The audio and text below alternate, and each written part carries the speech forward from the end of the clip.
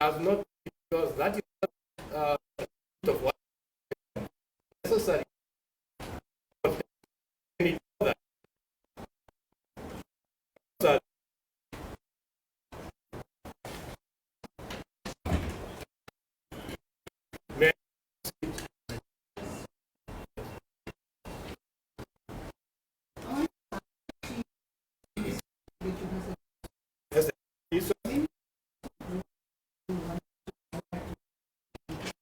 Yes, ma'am.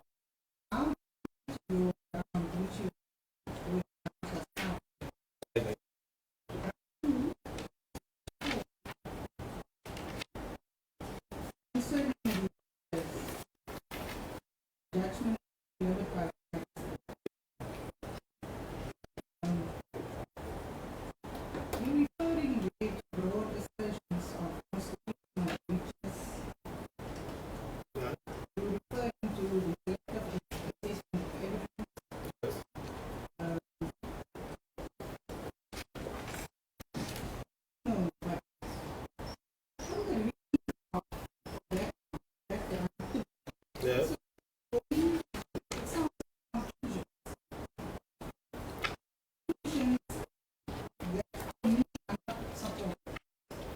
No, with um,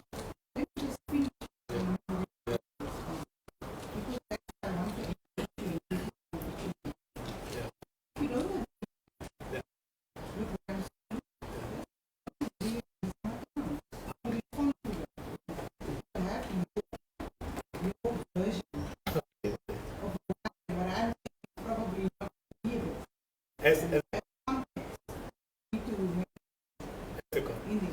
yes. That's why as the this is how it sounds.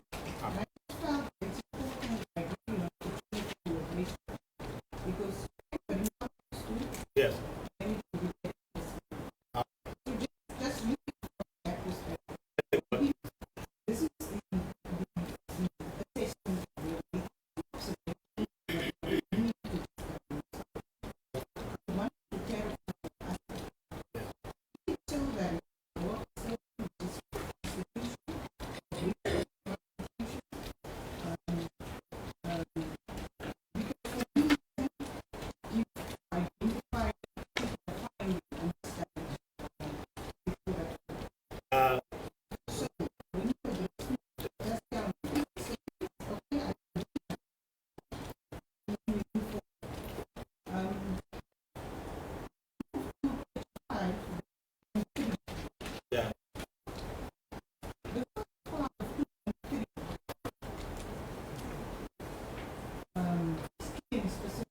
Yes. When it comes to that,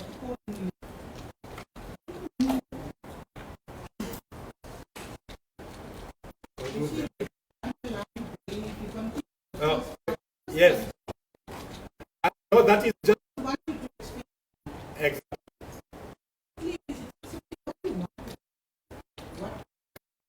I think you got it, Justice. Yes. It is clear that there is no justification. He preferred the evidence of the gating officer. Yet I would demonstrate exactly. Exactly.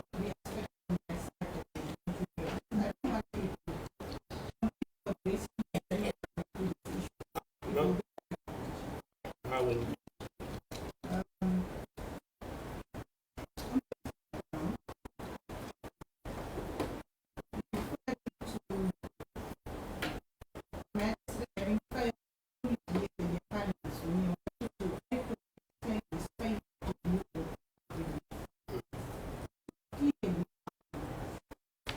They identified my name and for purpose of my.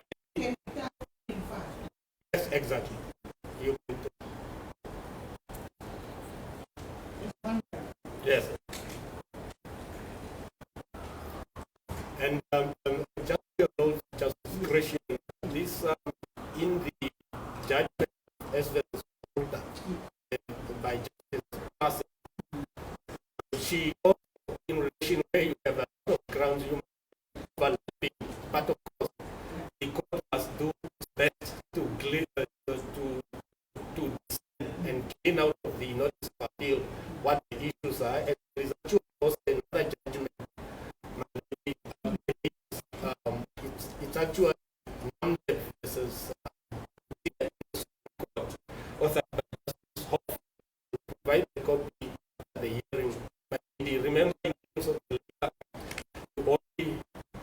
appeal against issues of law.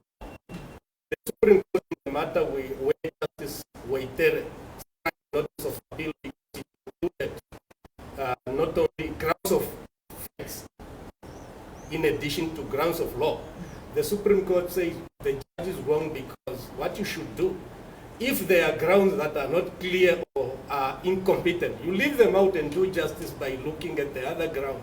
What is important is to green out what is the complaint of the apparent violation. That's why I'm raising it to you. So that Yeah, no, I'm addressing, I'm just referring you to the two judgments, my lady, that if you go into that scenario, there are two judgments that are helpful on the matter, my lady. Yeah. So you are saying that I should entirely retire around To- ground 5. Yes, you can also see, my lady, that for instance 4, Yes. it's more or less related to 2.3. Yes. And if you go over, my lady, at page 6, where you start with 5.1, Yes. then we then start being very specific, having finished with the context, my lady. And you will I'm see. happy you highlight. Yeah, yes, exactly. May I then proceed? Yes. My lady, is, to start off, before I go to the specific, it's really, you will see that, my lady, there's a series of complaints about the fact that issues raised by the accused persons, a number of them, were not decided. And I will go specific when I go to the grounds, my lady. Evidence of the investigating officer where it may have been in favor of the apparent, the magistrate ignored them.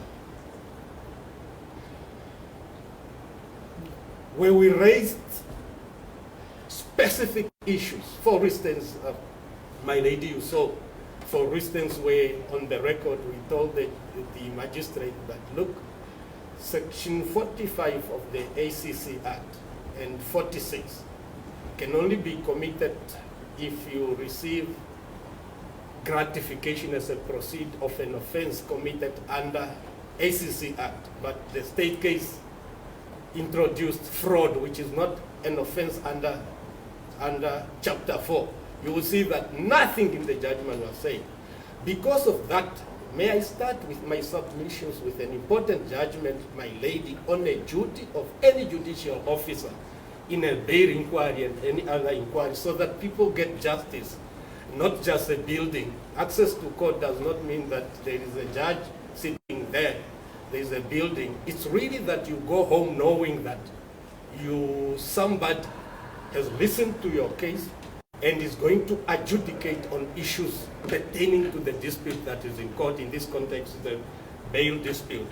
Because of that, may I invite the court in my heads of arguments, my lady, to start with an important judgment, and I invite the court to the Vodacom judgment at page 44 of our heads of argument, my lady.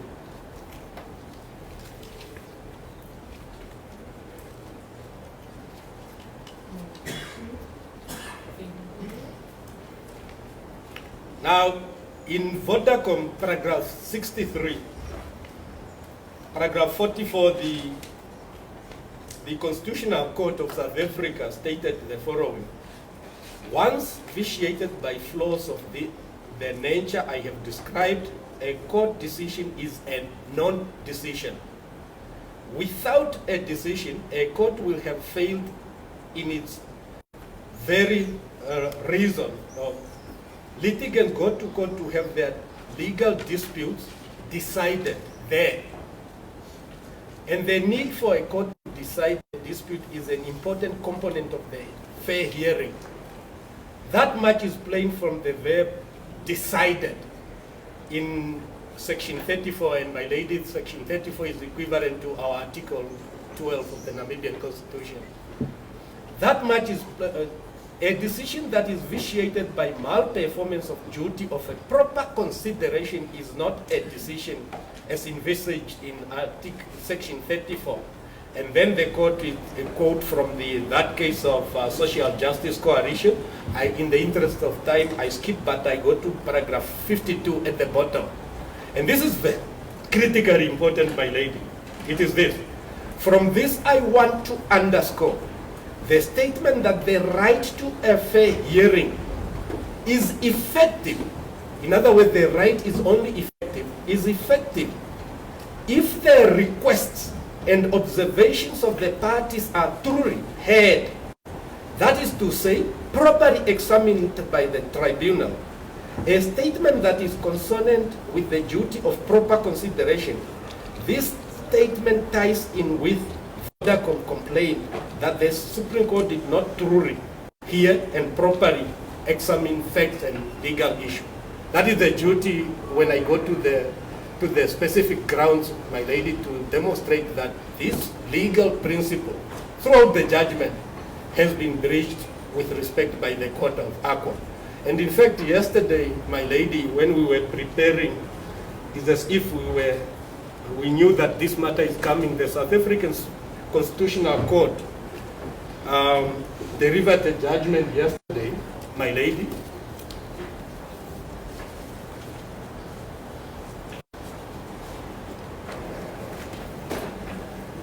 May I end up?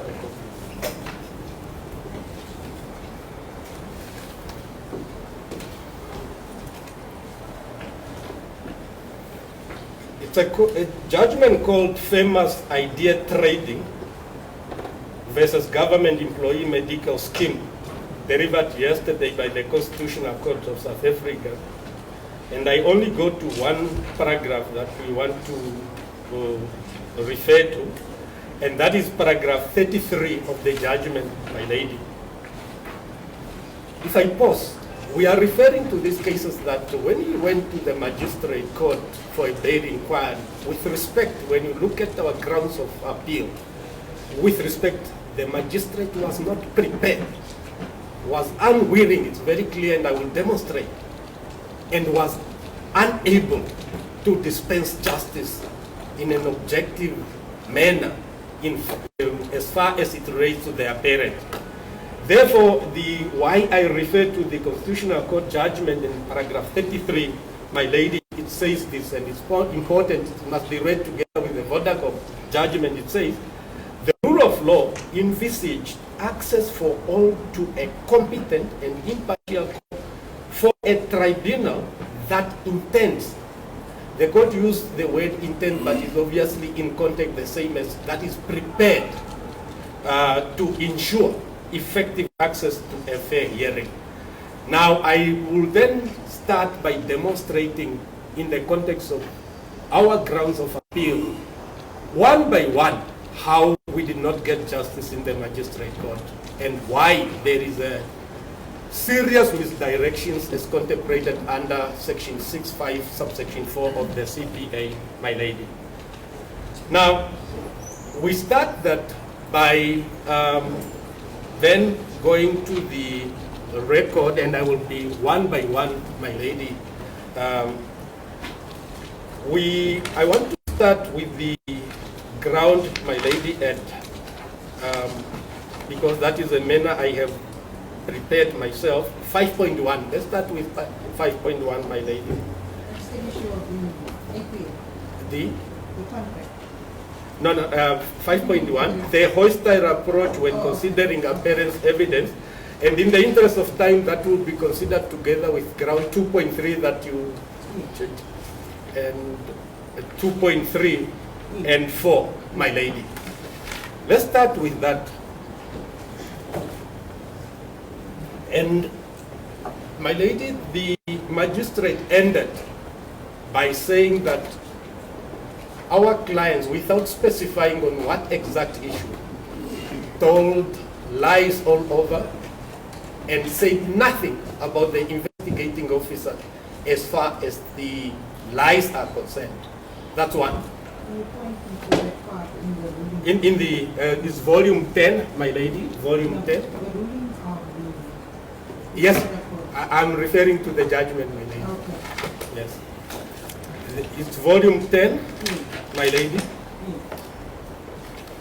And I want to refer the court at page 4733. You see the conclusion, my lady, started paragraph 116. Then the court referred to contradictions that, with exception of applicant number 6, the court said the applicants contradicted themselves in material respects. He did not say which one, both in their evidence in chief and during cross-examination. And highlight, my lady, cross-examination, because I will then demonstrate how cross-examination of the investigating officer was effective against the state, but the magistrate decided, was not prepared to point a finger to any concession or contradiction in cross-examination of the investigating officer. Then he then made those findings concerning material contradictions and the allegation that they told false stories are all over at the next page, my lady. Now, let's go to, and he also referred before that, my ladies, to concessions made by the apparently under cross-examination. It is in the Wool judgment. Let's just go to ask ourselves, why was it that it appears the magistrate was not prepared to point a finger to the investigating officer? I invite the court to go to my set of arguments, my lady, and demonstrate why there were compelling reasons for the magistrates to say something about various concessions on various matters, my lady, and contradictions, but said nothing. And that is found where we deal with the poor evidence of the investigating officer. That start, my lady, from page 30 of our heads of argument. My lady, without wasting time, and this is the same theme, is the same occurrences with regard to cross-examination by each of my colleagues. The magistrate was not prepared to point a finger to the investigating officer. Now, from page 32, my lady, to page 33, and in fact 34, we engaged the cross-examination for the investigating officer to say what was fraud all about. You would have read, my ladies, how we demonstrated first as a matter of law. The misrepresentation must induce as an element. Remember, as an element of fraud. We then asked the investigating officer from page 34, as we quote the record, how was misrepresentation committed and by whom? He started off saying it happened on the 15th of July 2022. Remember, that is the date that the asset purchase agreement was concluded. Then I say, okay, on that day, on that day, that is now Mr. Murungu on behalf of Namcor signing the agreement, but how can it be on the 15th? What was the misrepresentation which induced Mr. Murungu to sign the agreement on the 15th? He realized then he needs something to have happened before that. My lady, cross-examination is there. Then he starts saying, no, cross-examination is because they didn't reject the offer. Remember, the offer came from, not from my client. It came from Namcor. Then he conceded that there was no misrepresentation prior, both to the 8th and the 15th. Then he starts saying, your ladyship, at page 32, paragraph 32.6. Then he started saying, making this concession, my lady, which would have killed the fraud charges, the first one, and say that, Your Worship, if you look at the commercial offer alone, one cannot really say it is a misrepresentation. It is the subsequent action that transpired after the offer was accepted. So then we said, okay, then you are probably, it's fine if you are talking about the 9.5 if they were bribed. But as far as fraud is concerned, he considered that there was no misrepresentation. The magistrate said nothing about that in the judgment. What he stated is that there is a strong case, a prima case against our client. The next one, my lady, is this. Then he was asked in relation to the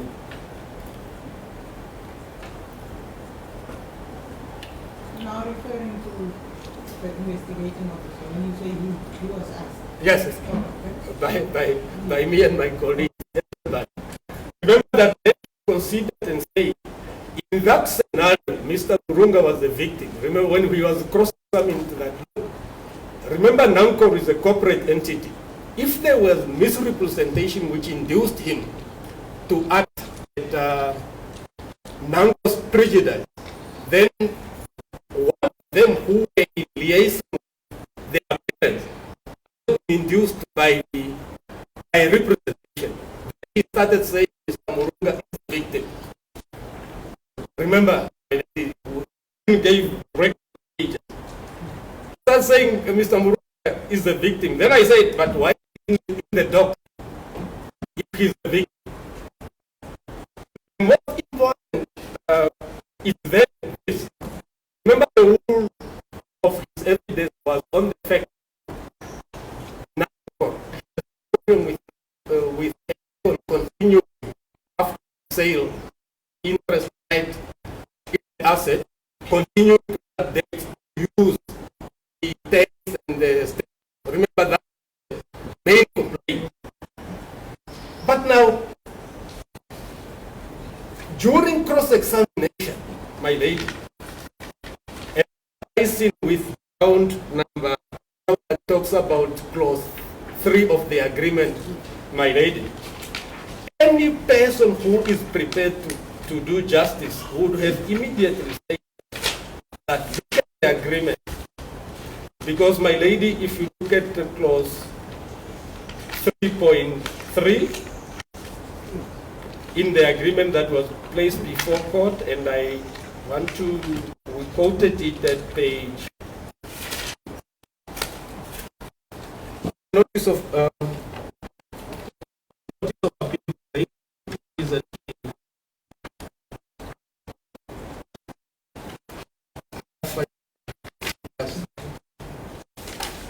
my junior is shouting it out, 5.2 point. Yes, my lady, in the notice of appeal, 5.2, that ground, the agreement, your ladyship, over the page then says, Namcor hereby authorizes ENECO to utilize and store only the petroleum products procured from Namcor. So it goes on. Remember in the preamble also, it says that the agreement is structured on the basis that, obviously because ENECO has an agreement with the Ministry of Defense, on the basis that that agreement between ENECO and Defense will continue. And that the whole idea is Namcor to buy interest by securing for itself exclusivity in terms of petroleum products for the remaining 9 years. And the average was given of about 12 million liters per annum, your ladyship. You will see from the court judgment, and we quoted in the heads of arguments now, the investigating officer was cross-examined on this aspect. That how can you say you expected ENECO not to use the asset when the agreement says they must continue? Otherwise, how would they buy products from Namcor if you expect them to live? Because the whole agreement is for ENECO not to buy petroleum products from any anyone else, my lady. In the judgment, my lady, you can check. There is nothing about these clauses. In fact, the magistrate, and we quoted in our heads of argument, he proceeded and found that, and highlighted it even in the judgment, highlighted that to this date, Namcor did not receive the station. Nothing is said about the answers given by the investigating officer when he made concession that the agreement actually gives the right to Namcor to start. And that quotation in the preamble, my lady, may I invite the court to go to page 9 of our heads of argument. And that is important. A preamble is it carries the ratio of the agreement. Why did the party enter into an agreement? And it says, whereas for the duration of ENECON's agreement with the Ministry of Defense, Namcor Trading hereby authorizes ENECON to authorize and store petrol. So it goes on. So not only in, let's say the magistrate was not listening to us when we were making a lot of noise in that court, and he didn't read clause 3. Would he have not read the preamble, my lady? It's even highlighted. So even the prosecutor, my lady, you will see, the whole cross-examination, the first thing the state counsel started with, you saw the dream because the Namcor did not take occupation. At one point, my lady, it was almost a scandal. My clients were being asked, where is the title deed? The title deed, thanks, has nothing to do with title deeds, my lady. So apparently, but the title deed, you prove, thanks, either through your, maybe if you bought them, you can say I bought them, or receipt, or even my ladies, in this case, the investigating officer considered that ENECON has licenses. Remember that we refer to the regulation, and I will go there, my lady. So with greatest respect, the magistrate, and this is dangerous, was not prepared to say anything bad about the investigating officer. Another one is this, my lady. If the court goes to volume 9,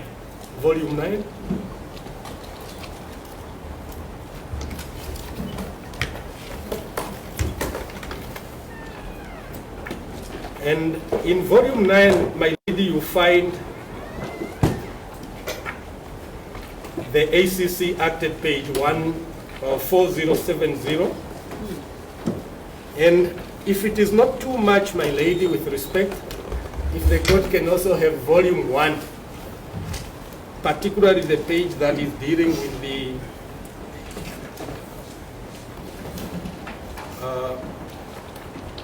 page 126,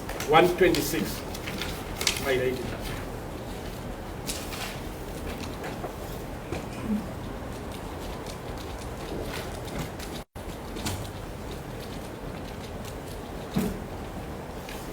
Is the court with you?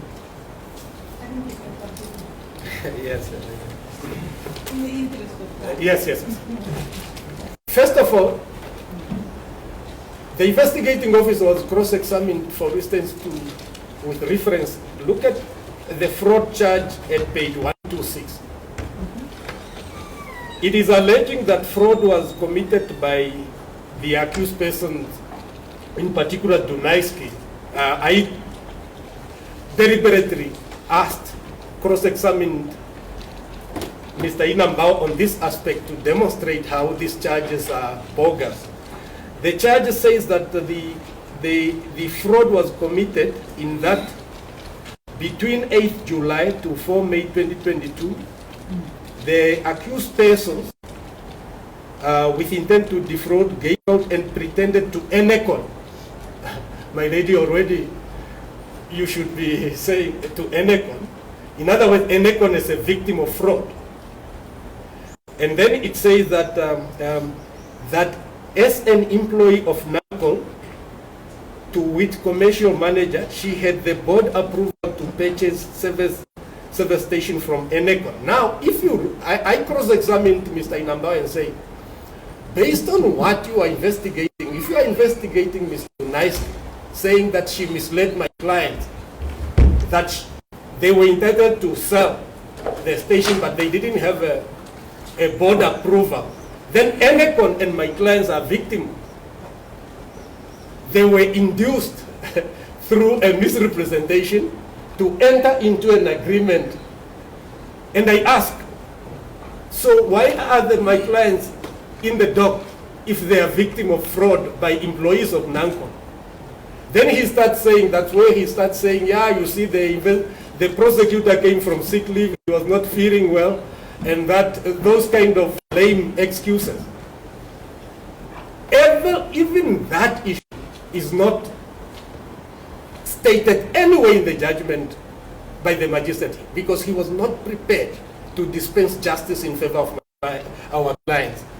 Then, your ladyship, which is even more troubling, we cross-examined the same, all of us, investigating officer, on the charges where our clients are charged with Section 45 of the ACC Act and 46.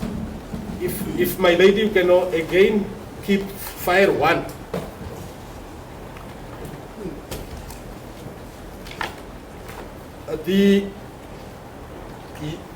You see Section 45, my lady, is at page 128. 128.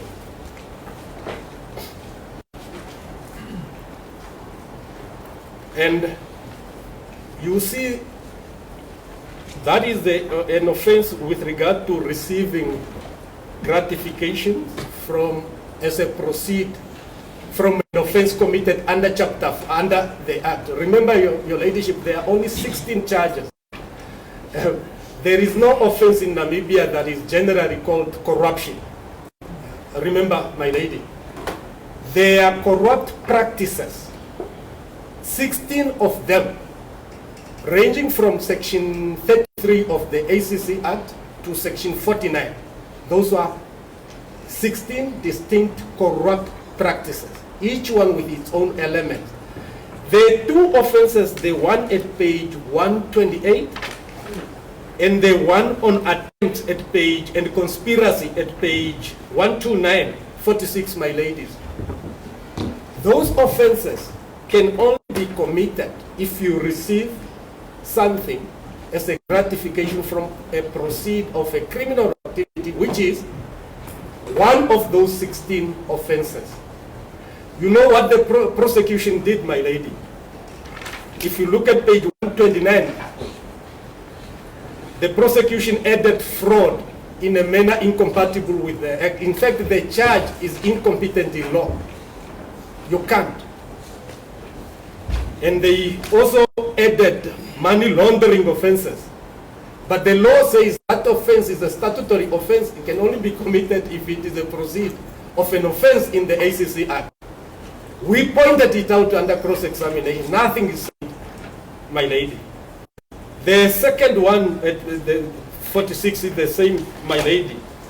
Justice Liebenberg, my lady, in Tekla Lamek versus the state, has referred to that scenario, that it's not open to the prosecution, my lady, to introduce their own element. Officer, please.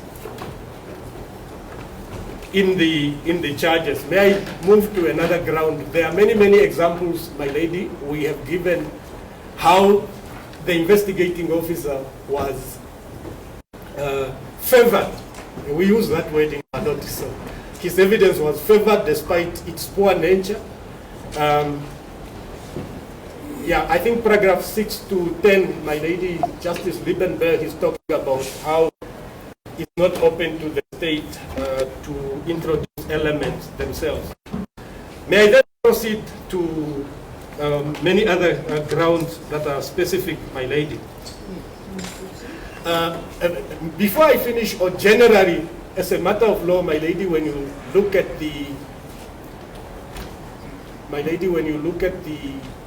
law relating to when the magistrate found that there is a prima facie case without exception in relation to all charges, That's what he found. I think that finding is in paragraph 115 in relation to everything, even the incompetent charges. And we raised it. If you look at the judgment of Vodacom and the South African judgment that I referred to, so yes, we got physical access to come to court. We raised issues, accompanied by young lawyers who are working hard. And to go to court, we draft arguments in the magistrate court, but the magistrate was not prepared to. What are you saying? The wrongs magistrate regarding the issue of No, the preference avoiding in your assessment of evidence and stay away from intensive scrutiny of evidence of one witness of the other party while applying a more extensive and intensive scrutiny of the other party. It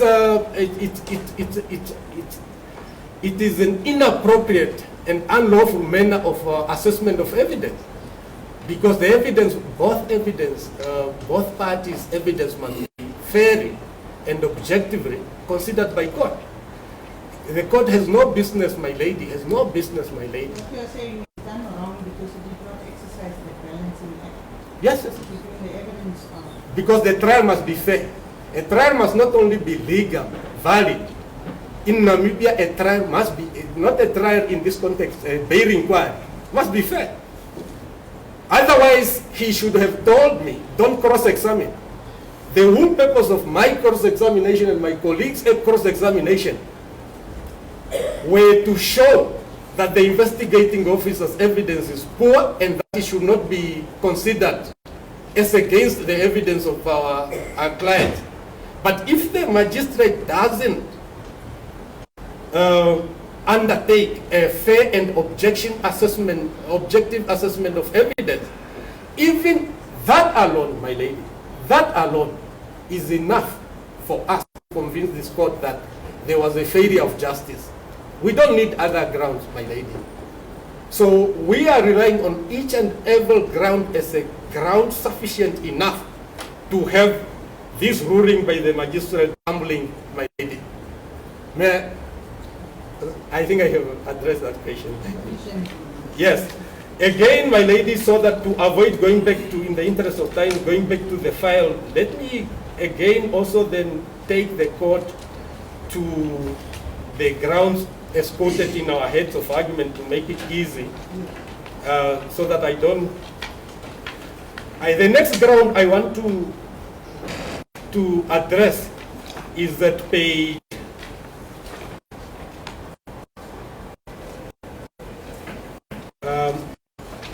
80.10, my lady.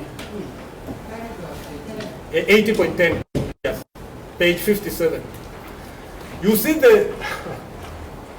my lady, with greatest respect, the magistrate team widely embraced, without any question, without any critic, the concept of buying, selling a dream.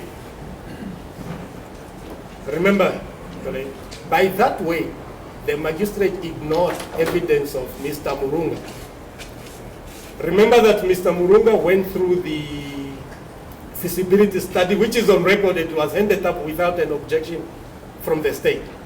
In fact, the state relied on it, the feasibility study by the internal team of Namcor, as prior to the sale of the title, right, and in the asset. The feasibility study, apparently prepared and commissioned by internal experts, confirmed that on their assessment, the deal was good. They would have made in about, I think it was stated about 5 or 4 years or so, the 53 million they would have recovered, and the rest of the 9 years was to make profit. That evidence was never challenged, my lady. That evidence. What was the issue regarding there was an argument concerning this feasibility study that it was later found that this feasibility study was fraudulently presented. No. It was, my lady, to remember in the record, we attached particulars of claim in one of the cases in this court. Justice Rako, I think it's not one of the cases probably you dealt with. In a civil case, I cross-examined the investigating officer to say, you guys have too many stories. In the civil court, you are saying a different story. The fraud in a civil court was targeted at those who prepared the feasibility study, that it was fraudulent in the civil court. But in the criminal court, those who prepared, Mr. Shefeni, and them, the investigating officer says that they were not after. So the investigating officer not saying that the criminal charges were drawn from the affidavit, this particular claim of civil case. Yes, but my lady, you can check all the charges. There is no charge. Because that would have, I'm not saying the police must go and investigate anybody. All I'm trying to say, if that was the sense, there would have been many more people in the dock. But the criminal case is not based on that aspect. The criminal case is simple. Apparently, our client, their only criminal sin is to accept an offer when they apparently have not informed Ministry of Defense, and when they knew apparently that the assets are encumbered. Remember, your ladyship, that is the sum total of the fraud charge, one of the fraud charge. But it doesn't make sense because the agreement between the Ministry of Defense and Namcor continued, and it was going to continue. That's why this was a misguided cross-examination by the State Council to say, did you inform them that you are discharged from the agreement? In that way, with respect to the state didn't properly consider the agreement, because the agreement says it is exactly because the agreement between Defense and Namcor continue for 9 years. Namcor want this opportunity to be the exclusive supplier. So in other words, to be asking the accused person to say, yeah, did you tell the defense that you are discharged from that agreement? There was no discharge. It was not that aspect. But to come back to your comment, my lady, the civil case is a different story. It's not the kind of the fraud being sold to the public in the criminal court. And I was addressing the issue of the magistrate, and it's very dangerous, my lady, for a judicial officer to simply embrace a nice term coined by somebody in a matter such as this. Somebody said, yeah, you sold a drip. The magistrate found you sold a drip. No critic, no consideration. But there is a report. That report, I refer to the case of Crown Security versus Gabrielson in our heads of argument, that if there is expert evidence and it's not contradicted, unless you dispute the credential of a person who prepared the report handed up in the bail inquiry, it didn't need to be handed up by an expert. Once it is handed up, and that report that says the deal, the commercial deal was going to be good, that evidence ought to have been accepted by the magistrate.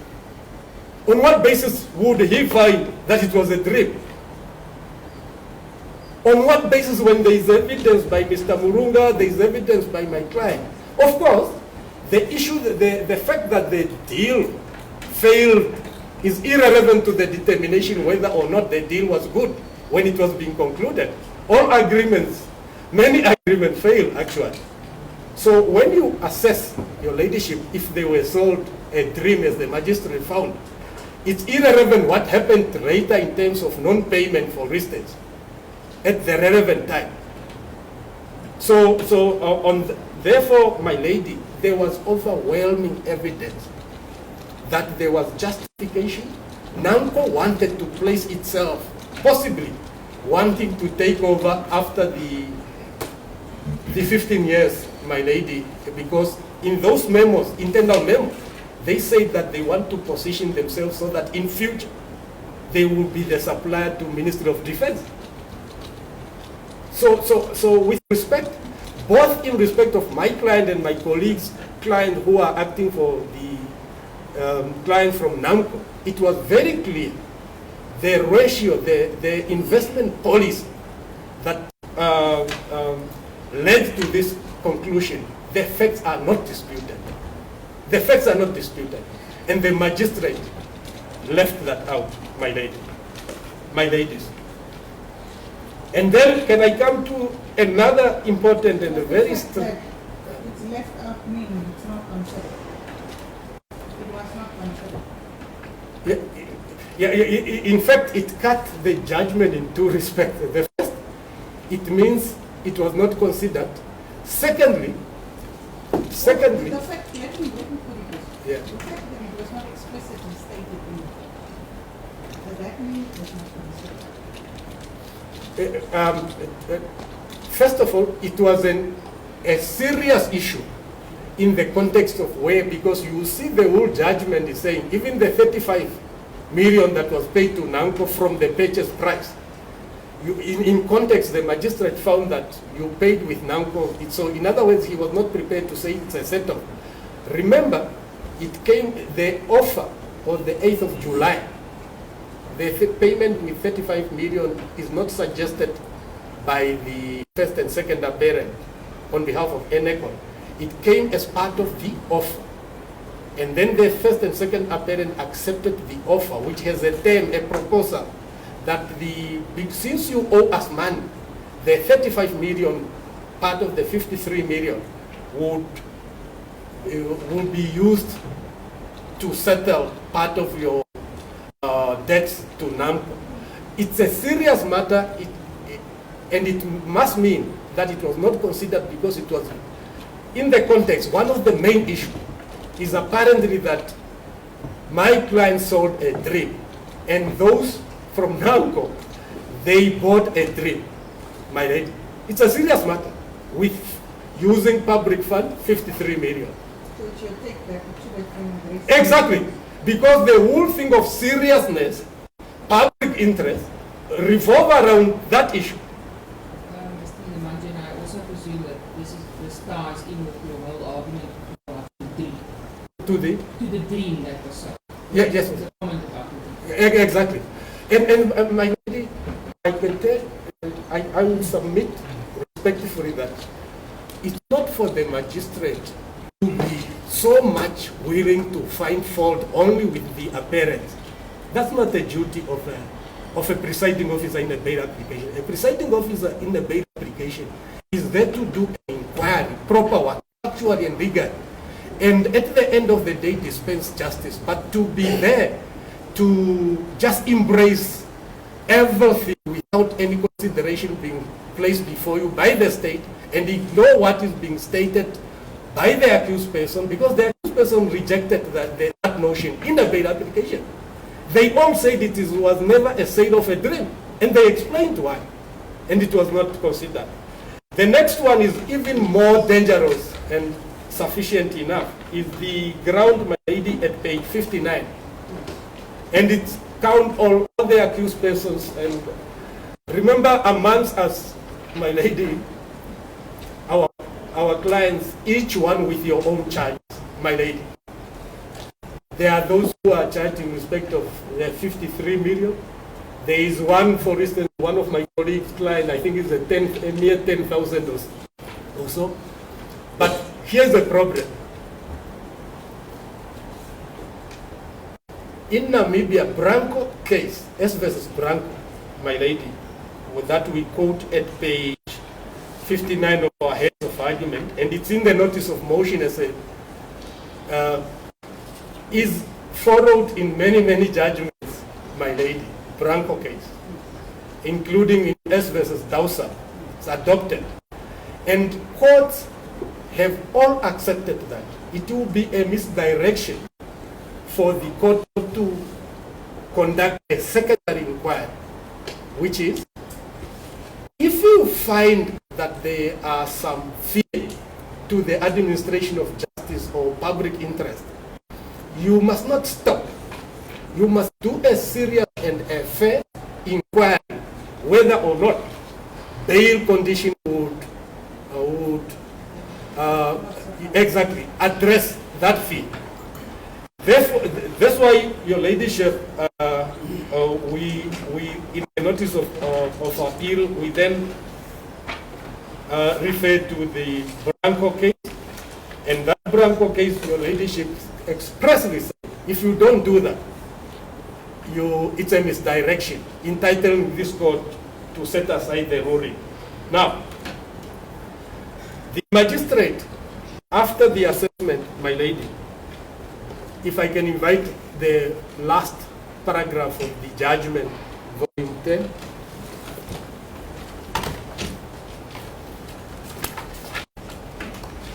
Paragraph 160. Yeah, it's 116, my lady.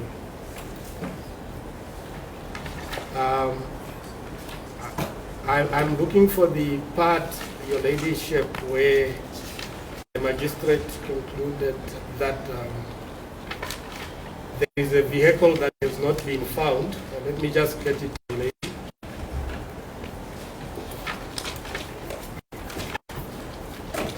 Yes, page 473.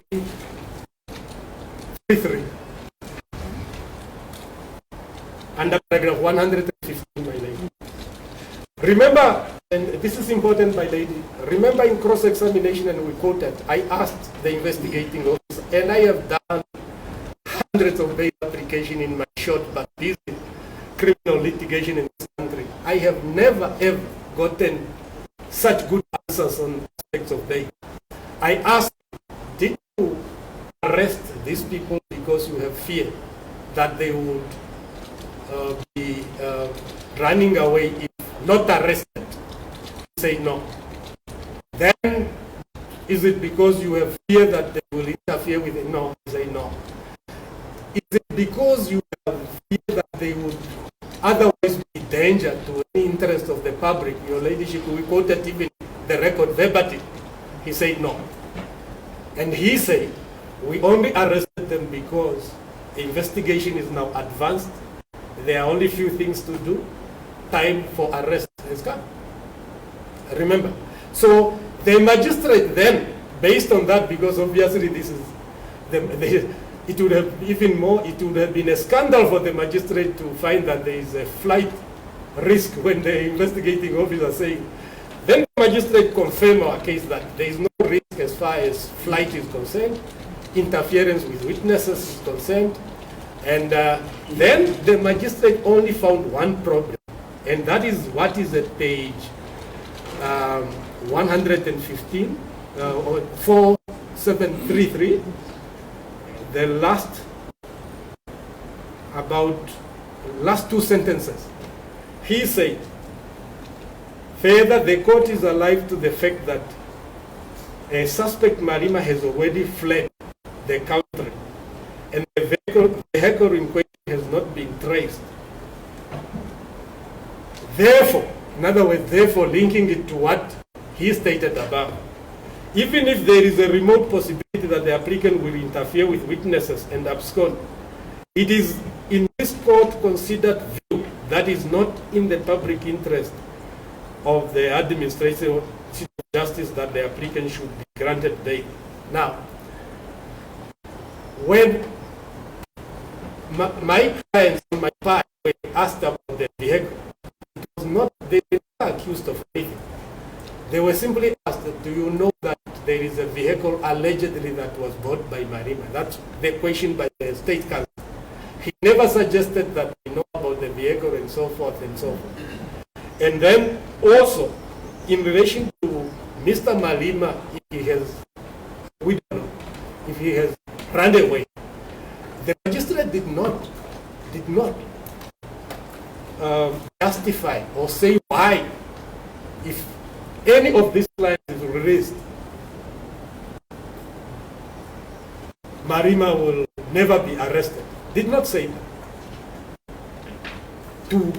To to justify. Remember, my lady, if one read the case of S versus Makwanyane and copied in Namibia Employers Federation versus the President of Namibia, the Supreme Court judgment on COVID regulations, he said in a constitutional democracy, each decision must be justified.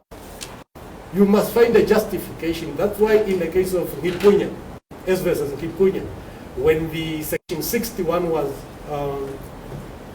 was attacked, the majority of this court said, no, it's not unconstitutional because you must link public interest to something that the accused person maybe say it is a case will be dealt with the complainant or something. You don't just say public interest.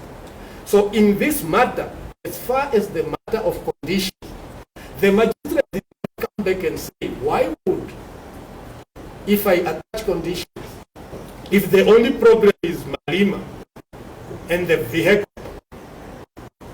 how would conditions not be appropriate? By the way, the investigating officer, when cross-examined, he said he doesn't have problems with the accused person reporting. When I say, can they report at Windhoek police station, he said it will be better to be at ACC. My lady. On that ground alone, using Branco case, my lady, there is a clear misdirection. And my lady, I see my time is going. There is another distinct ground on the fact that the court misunderstood our case on the necessity of arrest. It is not notice of appeal. Remember, we were not attacking. The magistrate said this is not proceeding attacking the validity of arrest. We told the magistrate that yes, we are aware. That's not what we were doing. We were trying to show, my lady, if through cross-examination you convince the court that there was no inappropriate necessity to arrest. In other words, you just act in an arbitrary manner to arrest. There was no, you didn't have any fear that, remember they have been investigating almost for a year. The accused persons were outside. In other words, nothing triggered this concept that many people have been running around with. We said, tell us what triggered the arrest. He said, what triggered the arrest was, we have reached at a certain stage. We only have few things, we must arrest. We were raising the necessity of arrest to say, if there is no good and justifiable reason to prematurely bring him to court, in other words, to stay outside while you are getting your house in order, then surely there is no reason to refuse bail.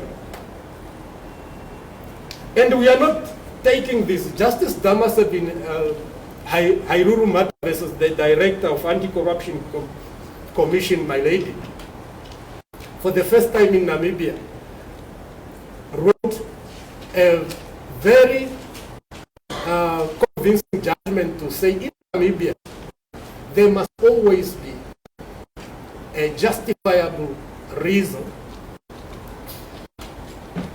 why you arrested somebody.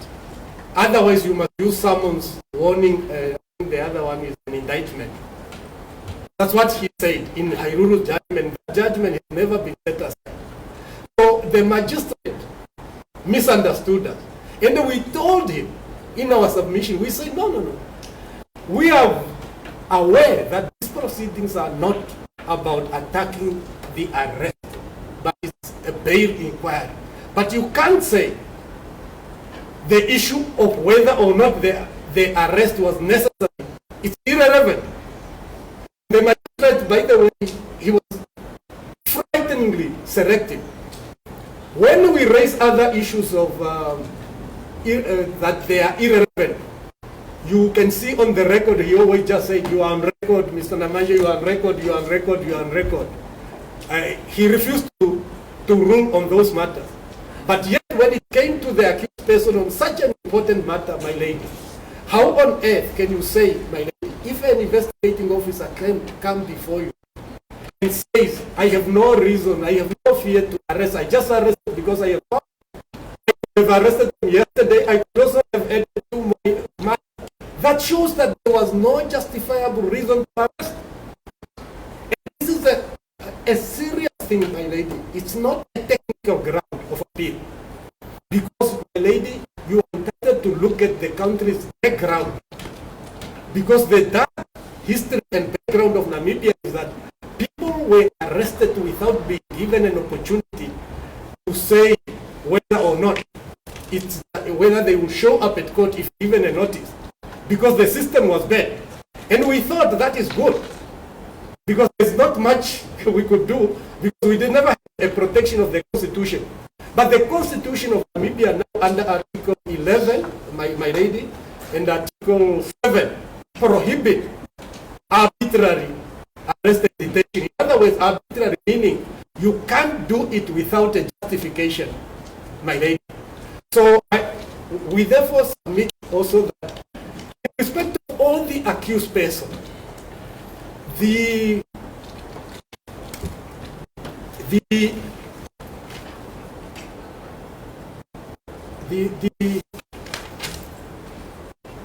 moment you look at the reasons under cross-examination of all of us, and you do not find a justification as to why the accused persons were arrested, on that primary ground, there can never be a refusal of bail. Unless something else happened, for instance, when you were being arrested or after, you have started taking steps to interfere with investigation.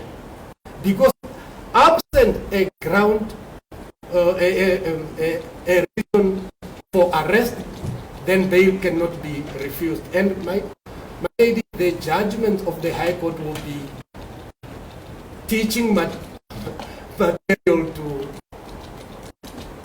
our magistrates. You can't have a society, my lady, where somebody says, apparently she received money from the son, as if receiving petty money is an offense. My lady, in Kanjobe matter that we refer to now, the Supreme Court has made it clear in the context of money laundering offenses that the offense is not somebody received dirty money. That's not the offense. It's only an offense if at the time, and the Supreme Court highlighted in Kanjoze matter last year, that only if at the time of receipt, not thereafter, when you receive, if I give my mother money, and at that time she didn't know that it's money that is a proceed of unlawful activities. As far as money laundering is concerned, the state got to allege that she knew at the time of receipt. If she didn't know, that is not an offense, my lady. Now, I want to ask, since the state is going to look at the Yes. which charges many of them were going to put, is that not a decision that is being called the trial courts to No. decide whether it will be a duplication of conviction if they are charged with a predicate offense in which they are. No, for now, Justice Christian, I was for now only addressing one aspect of the Supreme Court. Oh, yes, okay. you are correct, my lady.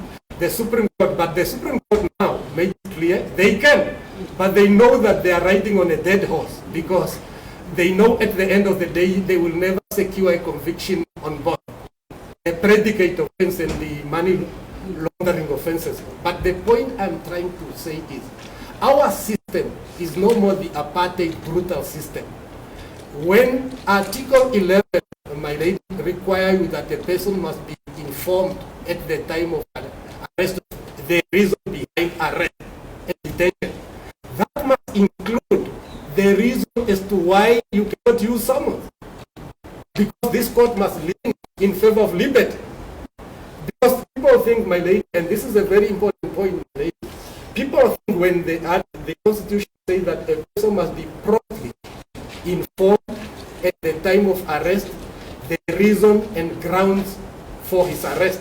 People think it is only limited to the offense.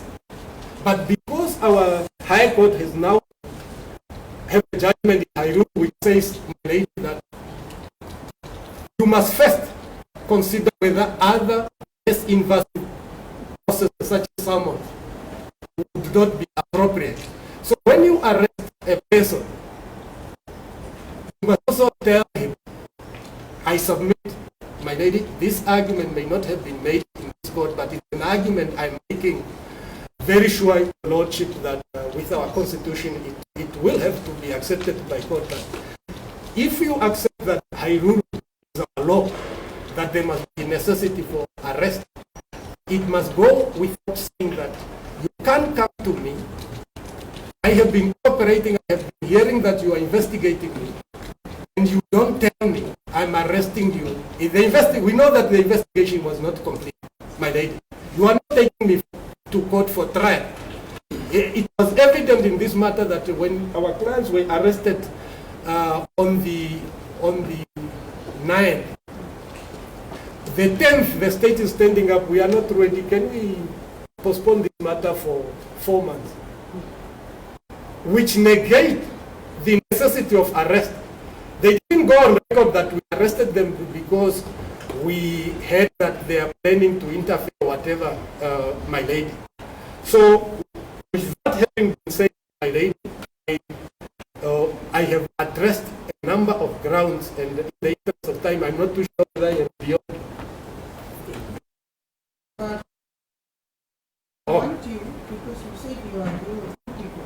Yes. If there's anything you want to clarify, Yes. just quickly address them, but while you are telling them, Yes. I want you to also address us on your last paragraph Of the? heads of argument. Yes, my lady. You are talking about should you be successful in the court finds that the court are calling misdirect. Yes, my lady. You're proposing that your clients should then be granted bail of 10,000 by this court. How do you arrive at that amount? Okay. Let me address it. And you extensively argued about the court quote not having considered any bail conditions. Yes. You were silent on it. No, I did say, my lady, because on You're saying it's wrong that is committed, so you would want it to be done. No, my lady, remember that in cross-examination of the investigating officer, I said to him that we have no objection for our clients to apply to hand over their traveling documents, not to apply for new documents, and to report at any such time and place the investigating officer may feel appropriate. And he said he does not have a problem with it. It's on record, my lady. So, my lady, may I just go on record? We have no problem in the interest of justice that if granted bail, our client can report. It can be 3 days a week, it can be 4 days a week. We are prepared. We have, in fact, they have cooperated, my ladies. All of them, almost everybody in this matter, there are no allegation of non-cooperation during arrest and so forth, my lady.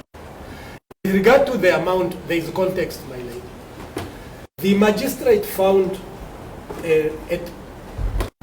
just before paragraph 115, I think paragraph 103, that accused persons, there is a strong and prima facie case on over 400 million. Even the investigating officer ran away from that amount. It's on record in cross-examination. The prosecutor didn't pursue that amount. Where What are did you saying is the amount? What are you saying? Look, our client deserved an individual assessment on their own evidence regarding being held to the charges. Appearance number 2 wife was in this proceedings, my lady, and this is troubling. We agreed with the state that she must go on bail of 30, I think, without a magistrate saying anything. It was at that sense that I realized that we have lost this bail application. The magistrate just changed it to 50,000. No reason exists on record why. And by the way, she was only arrested, just like many other arrests induced and triggered by pressure from social media and the media and public demand. She was only arrested because she was a member of a corporation in which an amount was paid. That's it. I don't want to argue her case, but all what I'm trying to say, there is context. If you look at the accused, my own client, the 53, we all know there was an agreement. Because the state, some cases, is relying on the agreement. For instance, there is another fraud charge which says, in terms of the agreement, you agreed that the money will only be paid from Ministry of Defense, will only be paid in account number that end with 520. That charge is predicated on the valid agreement because the state is saying you agreed with Namcor that any money you receive from Ministry of Defense will be paid in that account, accompanied by invoices in this and that way. You did not do it between, I think they say July 2022 to November 2022. That's what they say. But that is when they are relying on the agreement. Remember, in some cases, the magistrate relied on the agreement by criticizing them to say they did not transfer the asset. So how can you get to the 10,000? The question still stands. It's a weak case. Any person with a rudimentary knowledge of law will know that this case with greatest respect. You can't come to court and just put a figure. This person is accused of 200 million and demand. The state is not entitled to do that. Your ladyship. Let's stop you there. When you offer a bail amount, or when you determine a bail amount, Yes. the bail amount depends on what is affordable on the client. Yes. It does not really depend on what the total value of Yeah. the charges is against the state. It plays a role in determining the seriousness of the crime. Yes. But we need to understand what is affordable by your client, what can be paid by your client to ensure that your client comes back to court. This can be stopped. I did take instructions, my lady. I proposed that the amount that we stated in the heads of arguments, we propose 50,000 as the other accused person paid. I'm not too sure. There's another accused person who was granted bail by another magistrate. That is not part of this case.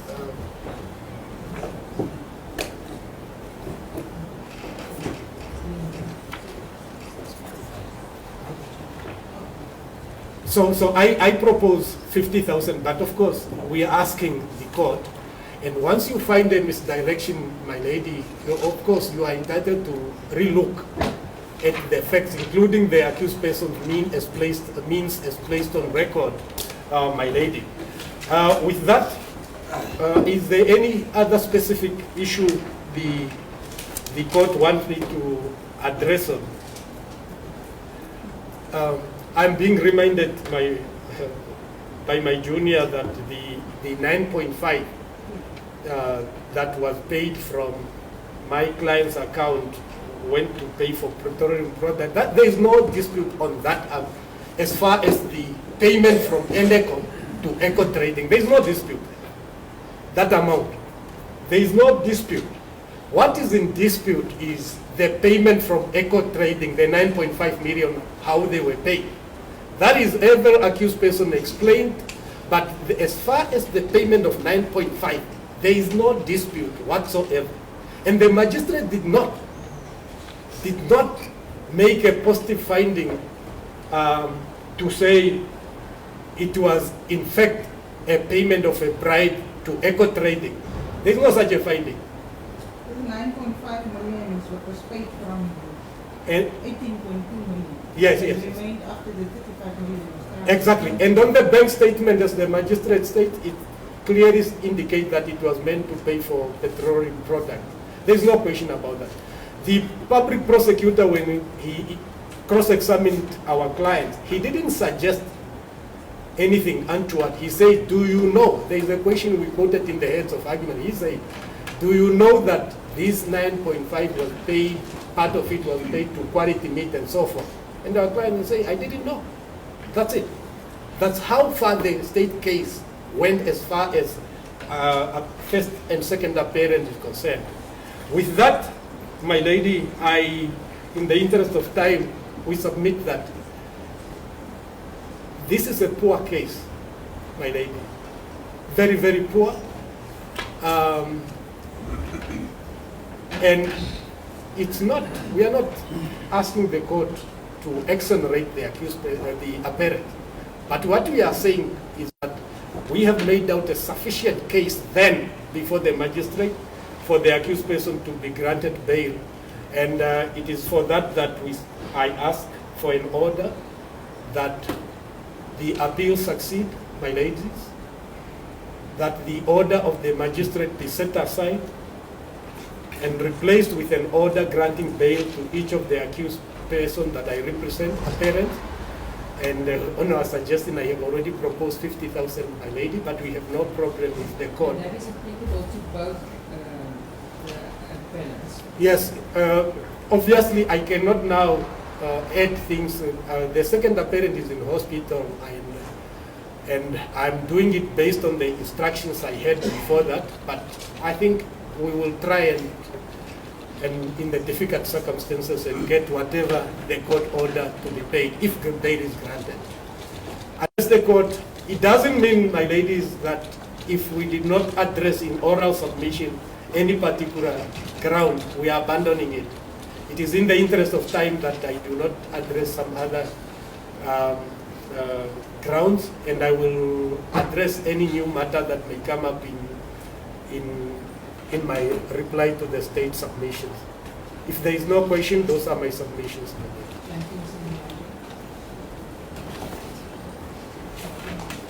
And I will hand up the two judgments, my lady, to the one on the Supreme Court to say that even if there are some grounds that are not specific, doesn't mean the whole notice is invalid. One must check and tick off those that are clear in the interest of justice. I will hand up those judgments. I will ask my juniors to make copies before we finish. As the court, please. At this stage, we're going to stand down for tea. 11:30, then we will right.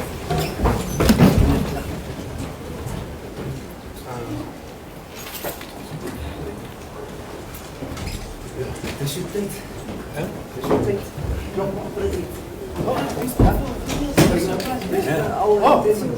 But still, It's an improvement. it's like the audit.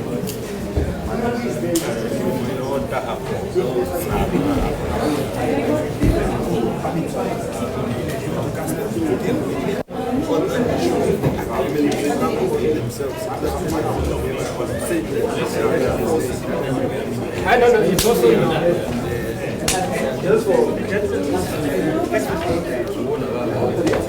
yeah, yes, they want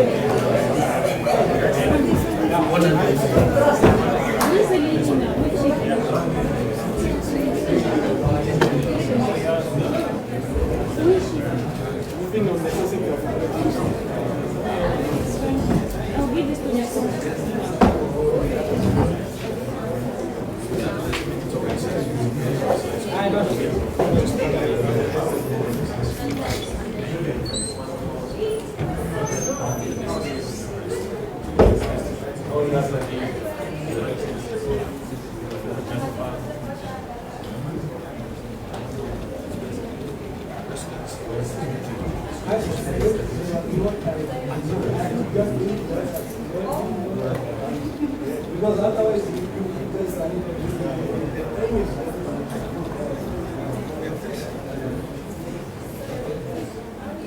because there's a structure that one before the things I should